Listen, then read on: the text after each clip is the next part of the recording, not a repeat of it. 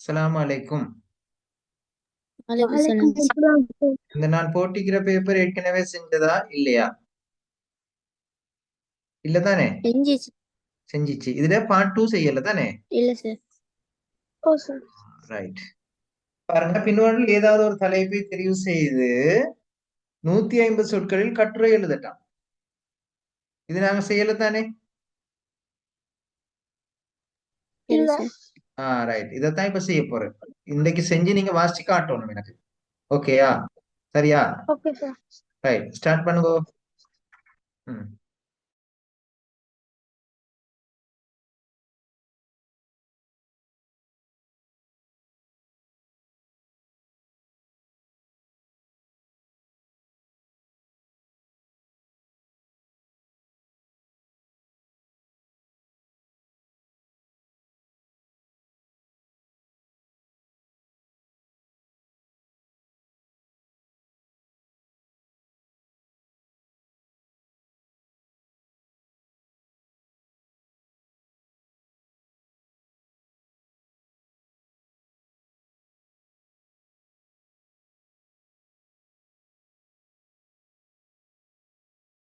இந்த கட்டுரை செய்யுங்க பிள்ளை.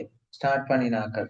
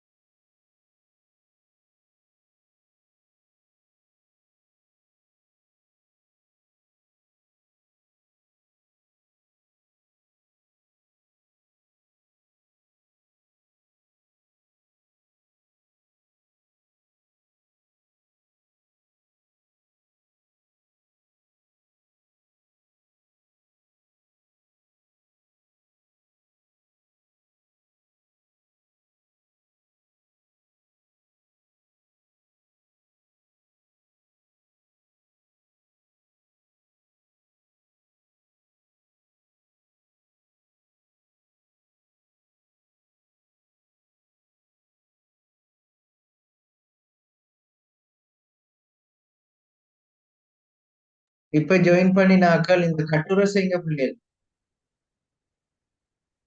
கட்டுரை செய்யுங்க. சரியா? அயான், ஷஸ்பா, நம்ம என்ன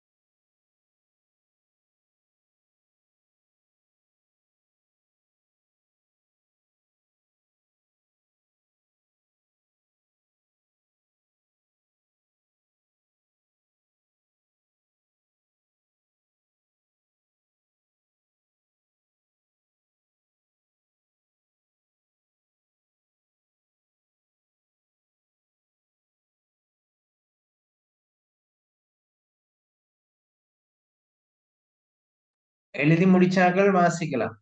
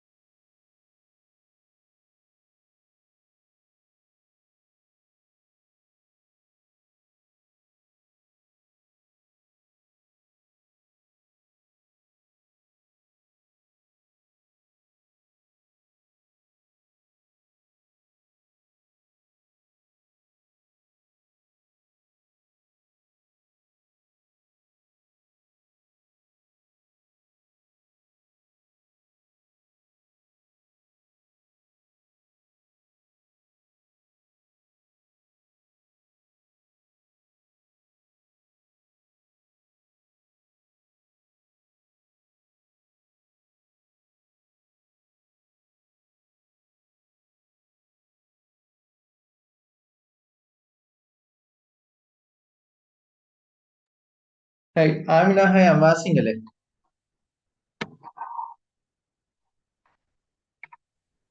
முறிந்த குடையின் சுயசரிதை. நான் குடை. நான் அமெரிக்காவில் உள்ள ஒரு பெரிய மற்றும் பிரசித்தி பெற்ற ஒரு தொழிற்சாலையில் பிறந்தேன். என்னுடன் பல சகோதரர்கள் பிறந்தார்கள். நாங்கள் பார்ப்பதற்கு அழகான பல நிறங்களில் இருந்தோம். எங்கள் அனைவரையும் ஒரு பெட்டியிலிட்டு இலங்கையிலுள்ள குடைகள் விற்கும் கடையொன்றுக்கு கொண்டு சென்றார்கள். நாங்கள் அனைவரும் ஒரே கடைக்கு செல்லவில்லை. அனைவரும் பல திக்குகளிலுள்ள கடைகளுக்கு பிரிந்து சென்றோம். பிறகு ஒரு சிறுவன் தனது அப்பாவுடனும் அம்மாவுடனும் வந்து என்னை வாங்கினான். நான் அதிக விலை என்பதால் அச்சிறுவன் நிறைய பணம் கொடுத்து வாங்கினான். அவன் என்னை அவனது நண்பனாகிய விமலனுக்கு பரிசாக வழங்கினான். விமலனும் அவனது நண்பன் தந்த பரிசு என்ற காரணத்தால் மிகவும் பக்குவமாகவும் அவனது தங்கையிடமிருந்து பாதுகாத்தும் வந்தான். நான் அவர்களுக்கு பல சேவைகளை வழங்கினேன். சில நாட்கள் கடந்து சென்றன. எனது பயன்களும் குறைந்தது போல் எனது மதிப்பும் குறைந்தன. அன்று திங்கட்கிழமை. விமலன் காலையிலேயே எழுந்து பாடசாலை சென்றான். விமலன் இல்லாத நேரத்தை பார்த்து அவனது தங்கை அவனது அறையை நோக்கி வந்தாள். என்னை அவள் கண்டாள். பிறகு என்னை கையில் எடுத்து உடைத்து விட்டாள். பாடசாலை விட்டு விமலன் வந்தான். முறிந்த குடை என்னை கண்டு அவன் கண்ணீர் சொரித்தான். பிறகு அவனது அம்மா என்னை குப்பை தொட்டியில் எறிந்து விட்டாள். இதுவே எனது சோகக்கதையாகும். Okay okay. 16 மார்க்ஸ் போடுங்க. ஆமினா ஹயாம். ஓகே. ஆமினா ஹயாம், அடுத்த கேள்வி செய்யுங்க. நமது பாடசாலை நடைபெற்ற விளையாட்டு போட்டி அந்த கேள்வி செய்யுங்க. சரி.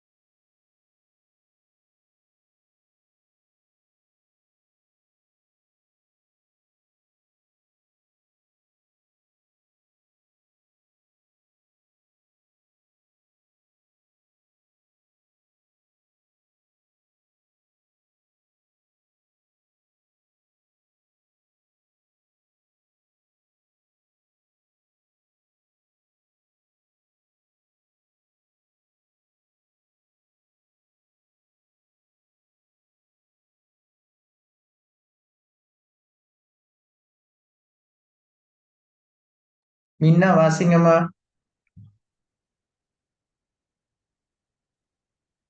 மின்னா.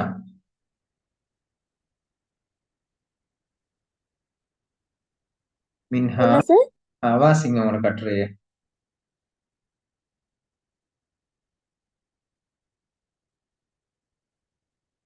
மின்ஹா உங்களோட கட்டுரையை வாசிங்க மகன். ஒழுக்கம் உயர்வு தரும். ஒழுக்கம் உயிரினும் ஓம்பப் பெறும் என்பது ஆண்டோர் வாக்காகும். செல்வம், பதவி, கல்வி என்னும் உயர்ச்சிகள் எல்லாம் ஒழுக்கத்துக்கு ஈடாக முடியாது. பணம் படைத்த செல்வந்தர் பலர் ஒழுக்கத்தை கடைபிடிக்காததால் சமூகத்தால் ஒதுக்கப்பட்டு நிம்மதி இழந்து வாடுகின்றனர். ஒழுக்கம் என்பது ஒரு செயலால் குறிக்கப்படும் மனித நடத்தை அல்ல. அது சமூகத்தால் ஏற்றுக்கொள்ளப்பட்ட பல நற்பண்புகளின் சேர்க்கையாகும். தனது சொந்த கடமைகளிலிருந்து பெற்றோருக்கு, சமூகத்துக்கு, நாட்டுக்கு ஆற்ற வேண்டிய அத்தனை கடமைகளையும் சேவைகளும் ஒழுக்கத்தினுள் அடங்கும். ஒழுக்கமானது சிறு வயதிலிருந்து கடைபிடிக்கப்பட்ட பயிற்சி ஆக அடைய வேண்டும். ஒழுக்கத்தை வளர்ப்பதில் பெற்றோர், ஆசிரியர், சமூகத்தின் பங்கு மிகவும் முக்கியமானதாகும். பெற்றோர் தம் பிள்ளைகளுக்கு முன்மாதிரியாக நடந்து ஒழுக்கத்தை பேண வேண்டும். அன்றாடம் தமது சொந்த கடமைகளை நிறைவேற்றுவதிலிருந்து பெற்றோரை, பெரியாரை கடன் பண்ணுதல், பாடசாலைக்கு ஒழுங்காக செல்லுதல், ஆசிரியர்களுக்கு உரிய மதிப்பளித்தல், அவர் கொடுக்கும் பணிகளை தவறாமல் செய்வது வரை ஒழுக்கத்தை கடைபிடிக்க வேண்டும். பெற்றோர் தம் பிள்ளைகளை சுயநலம் அற்றவர்களாகவும் பிறருக்கு உதவும் சிந்தனை உள்ளவர்களாகவும் வளர்க்க வேண்டும். போதுமான அளவு விளையாட்டு, மகிழ்ச்சியான பொழுதுபோக்கு அம்சங்கள் ஒழுக்கத்தை பேணுவதில் உதவியாக இருக்க முடியும். தர்மத்தை, நீதியை, ஒழுக்கத்தை போதிக்கும் கதைகளை வாசித்தல், இனிமையான சங்கீதம், இசை நிகழ்ச்சிகளை கேட்டல், சித்திரம் வரைதல், நாட்டிய பயிற்சி ஆகியன சிறுவர்களிடையே ஒழுக்கமுள்ள மனப்பான்மையை வளர்க்கும் பயிற்சிகளாகும். Okay sir. ஓகே மின்ஹா, நல்ல கெட்டிக்காரிமா இருக்கு மின்ஹா. எதுல ஹெல்ப் எடுத்தீங்களா புக் பண்ணல? நான் ஸ்கூல்ல good good, very very good mark. 19 marks தரையில மின்ஹாக்கு. மின்ஹா மின்ஹா உங்களோட ஸ்காலர்ஷிப் மார்க்ஸ் என்ன மகள்? 154. பாஸா நீங்க? ஓ சார். ஓகே. ஸ்கூல் எது உங்களோட? எம்எல்சியா? எம்எல்சியா? Oh sir. Right. Okay okay, very good. Right. அடுத்தது யாரு? ஆத்திஃபா வாசிங்க. முறிந்த குடையின் சுயசரிதை. நான் நடந்து சென்று கொண்டிருக்கும் போது எங்கிருந்தோ அழும் சத்தம் கேட்டது. திரும்பி பார்த்தால் குப்பை தொட்டில் முறிந்த குடையொன்று தான் அழுது கொண்டிருந்தார். நீ ஏன் அழுது கொண்டிருக்கிறாய் என்று நான் கேட்டேன். அதன் பிறகு அதன் கதையை கூறத் தொடங்கியது. நான்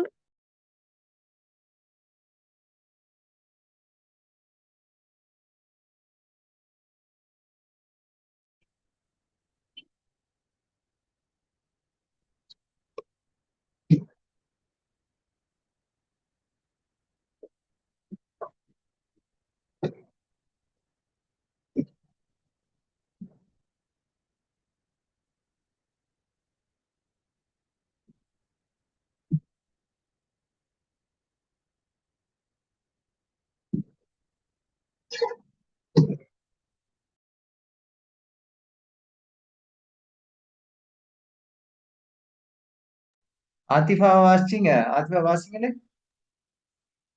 முறிந்த குடையின் சுயசரிதை. நான் நடந்து கொண்டிருக்கும் போது எங்கிருந்தோ அழும் சத்தம் கேட்டது. திரும்பி பார்த்தால் குப்பை தொட்டியில் முறிந்த குடை ஒன்று தான் அழுது கொண்டிருந்தன. நீ ஏன் இருந்தது. அழுது கொண்டிருக்கிறாய்? ஆ, நீ நீ ஏன் அழுது கொண்டிருக்கிறாய் என்று நான் கேட்டேன். அதன் பிறகு தனது கதையை கூறத் தொடங்கியது. நான் கந்துரட்ட தொழிற்சாலையில் பிறந்தேன். முதலில் கம்பியாகப் பிரித்து அதனை வட்ட வடிவமாக ஆக்கி அதன் மேல் பூத்துணியைச் சுற்றி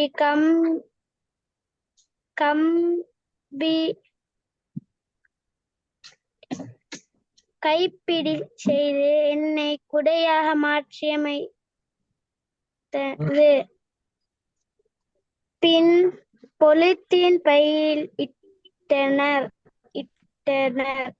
இப்படி பல குடைகளை செய்து எல்லோரையும் பெட்டியில் அடைத்து லொரியில் ஏற்றி கொழும்புக்கு வந்தோம். கொழும்பிலுள்ள கடையொன்றில் காட்சியளித்தேன். அப்போது கடைக்கு வந்த குமார் எனும் சிறுவன் என்னை வாங்கிச் சென்றான். என்னை அவனது வீட்டிற்கு கொண்டு சென்று என்னை பிரித்து அழகு பார்த்தார். பின் என்னை புத்தக பையில் போட்டு வைத்தான். மறுநாள் பாடசாலைக்கு கொண்டு சென்று அவனது நண்பர்களிடம் காட்டி அழகு பார்த்தான். இப்படியே நாட்கள் சென்றது. ஒரு நாள் நாட்கள் வகுப்பில் சென்றன. மாணவர்களின் நாட்கள் சென்றன என்ன அப்படித்தானே?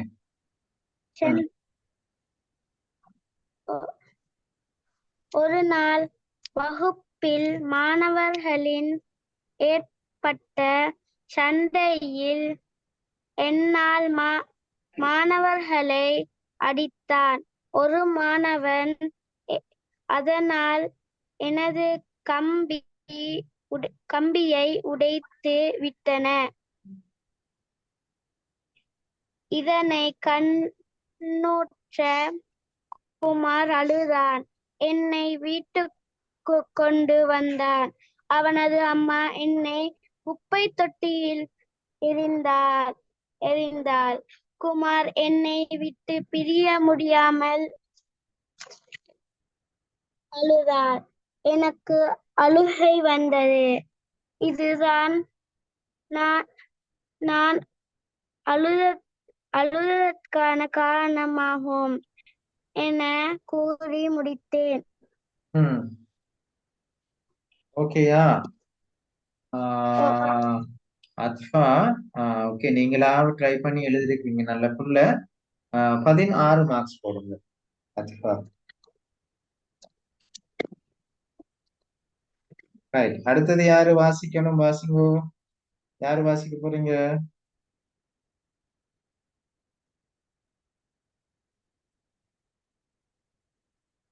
ஆயிஷா மரியம்.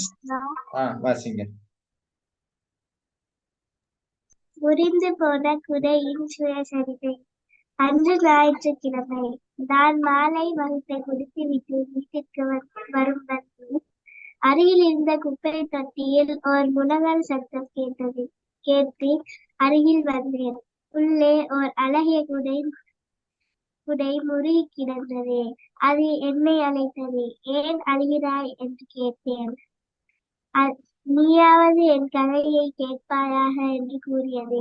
அது கதையை கூறத் தொடங்கியது.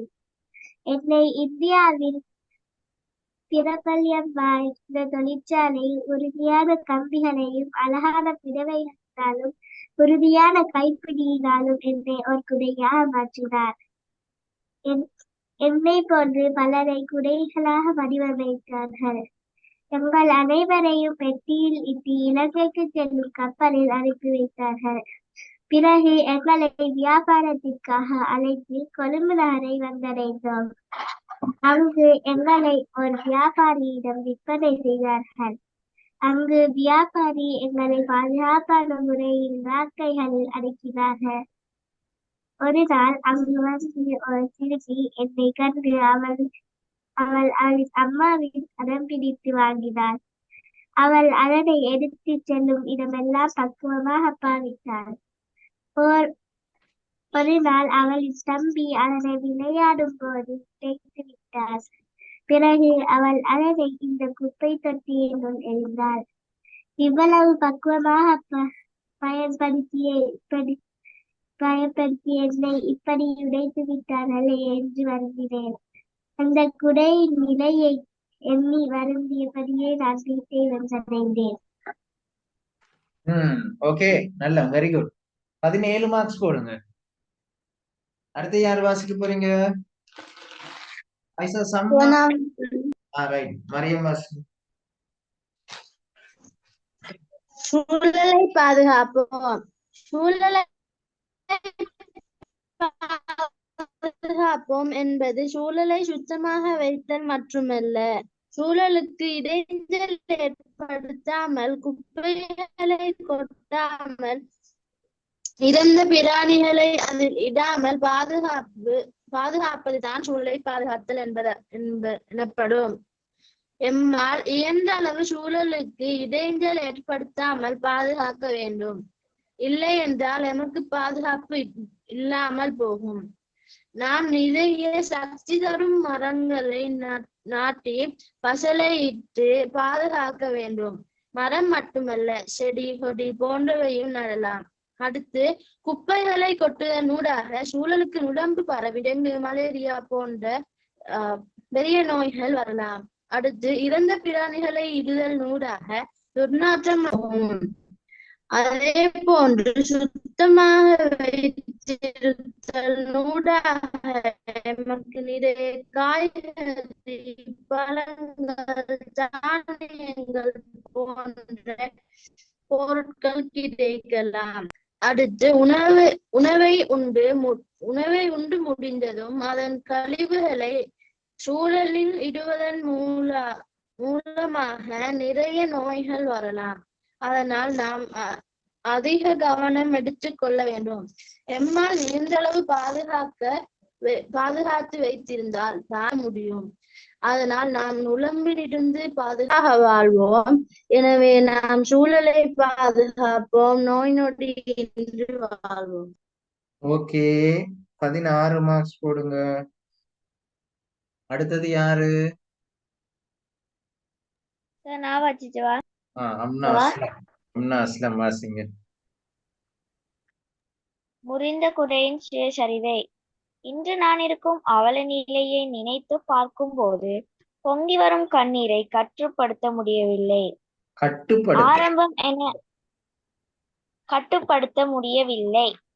ஆரம்பம் என ஒன்று இருக்கும், அனைத்திற்கும் முடிவு என ஒன்று இருப்பது இயற்கைதான். ஆனால் இவ்வளவு சீக்கிரமாக வீசப்படுவேன் என்று ஒருபோதும் நான் நினைக்கவில்லை. கொழும்பு நகரத்திற்கு அருகில் இருக்கும் ரெயின்கோ தொழிற்சாலையில் நான் பிறந்தேன். இளஞ்சிவப்பு நிற துணியினால் என்னை செய்து கருப்பு நிற கைப்பிடி பொருத்தினார்கள். காணும் கண்களை கவரும் வகையில் பிறந்த நான் பெருமைப்பட்டேன். தொழிற்சாலையிலிருந்து வந்த ஒரு வண்டி எங்களை பாணந்துறை நகரத்திற்கு அழைத்துச் சென்றது. அங்கு அழகான காட்சியறை ஒன்றில் என்னையும் என் நண்பர்களையும் அழகாக அடுக்கினார்கள். அங்கு வந்த ஒரு தாய் என்னை மிகவும் பிடித்து விட்டது. என்னை வாங்கிச் சென்று அவளது மகளுக்கு என்னை பரிசாக வழங்கினார். அந்த மகளின் பெயர் ரம்சா. ரம்சா என்னை மிகவும் கவனமாக பயன்படுத்தினாள். நானும் அவளை மழையிலிருந்தும் வெயிலிலிருந்தும் பாதுகாத்தேன். ரம்சாவின் தோழிகள் என்னை ஆசையுடன் பார்ப்பார்கள். ஒரு நாளாவது தங்களிடம் தருமாறு கேட்பார்கள். ஆனால் ரம்சா பிடிவாதமாக மறுத்து விடுவாள். ரம்சாவுக்கு பிடித்த ஆசிரியர் இருந்தார். அவரது பெயர் நஃபீல். ஒரு நாள் ரம்சாவின் வகுப்பிற்கு வந்த அவர், நான் பாடசாலையை விலகிவிட்டு வேறு பாடசாலைக்கு மாற்றலாகி செல்வதாக கூறினார். அவரின் பேச்சை கேட்ட ரம்சாவுக்கு கவலை ஏற்பட்டது. சிறு பிள்ளை போல் அழுதாள். தனது நினைவாக தனக்கு மிகவும் பிடித்த குடையை பரிசாக கொடுத்தாள். இந்த ஆசிரியர் ஒரு நாள் தூங்கிக் கொண்டிருக்கும் போது அவரது அறைக்குள் நுழைந்த ஒரு சிறுவன் என்னை பார்த்து எடுத்து புரட்டி புரட்டி பார்த்தான்.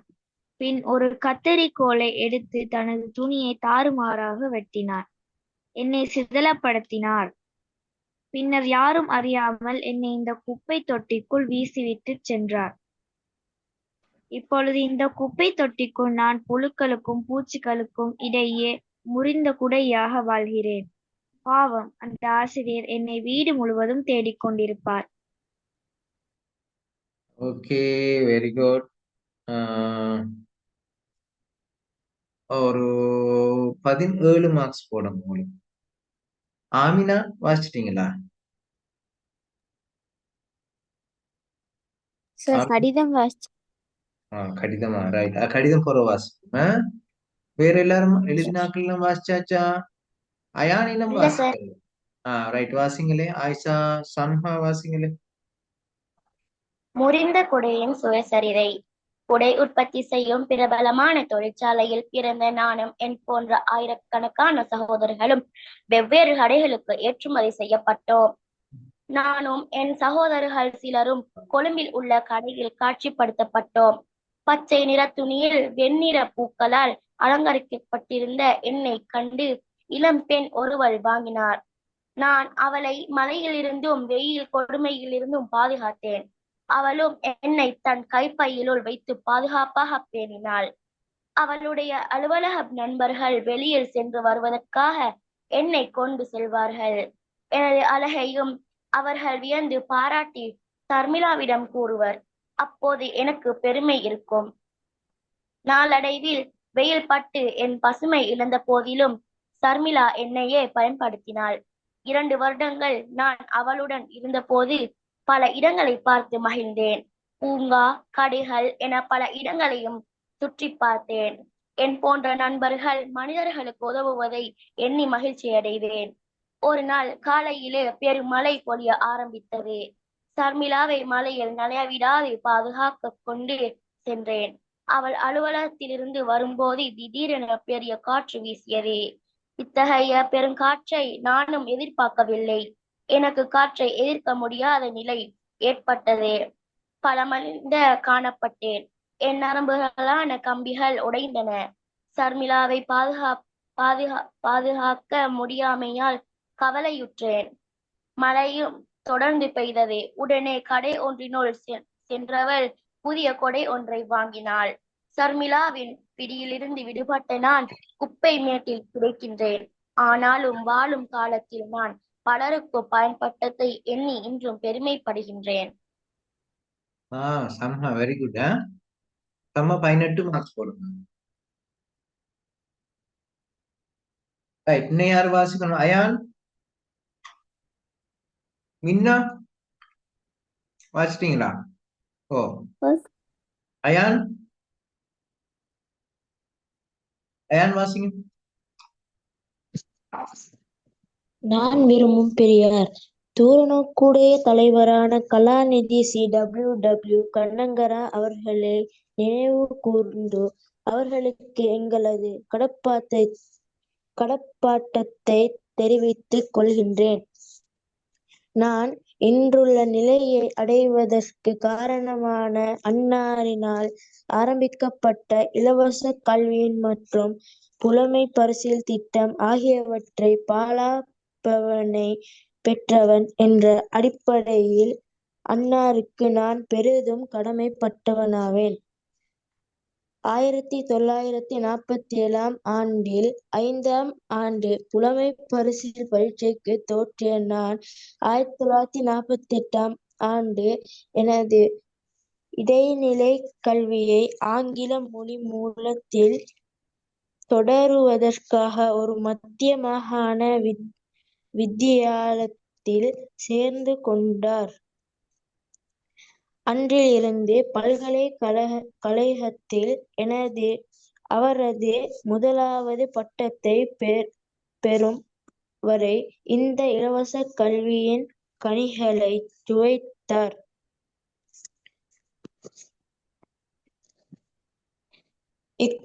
இக்கட்டத்தில் இலவச கல்வியின் தந்தையான அன்னாருக்கு எனது கடப்பாட்டத்தை தெரிவித்துக் கொள்கின்றேன்.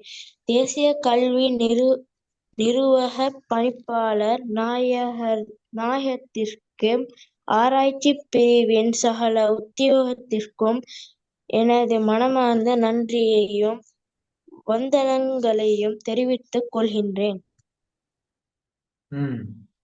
ஓகே அயான், புக் ஒன்ல ஹெல்ப் பண்ணி எடுத்தீங்களா Ayaan? Very good very good Ayaan. Marks போடுங்க, அதுக்கு 17 போடணும்.